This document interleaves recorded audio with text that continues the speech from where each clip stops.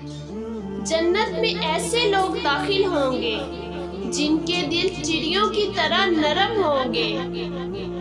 सदका बड़ाई के 70 दरवाजों को बंद करता है। मसाकीन को वो खाना मत खिलाओ जिसको तुम खुद नहीं खाते। तकलीफ की घड़ियां खताओं को मिटा देती हैं। माफ कर देने से अल्लाह ताला इज्जत में इजाफा फरमाता है। सबसे अफजल सदका रूठे हुए लोगों में सुलह करा देना है।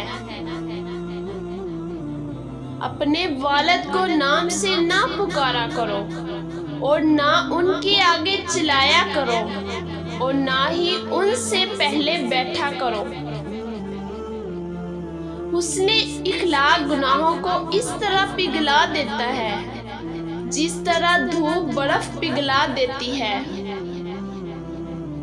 अल्लाह की अज़मत बयान करो, वो तुमको बख्श देगा। खाने से पहले वजू करना तंगदस्ती को दूर करता है।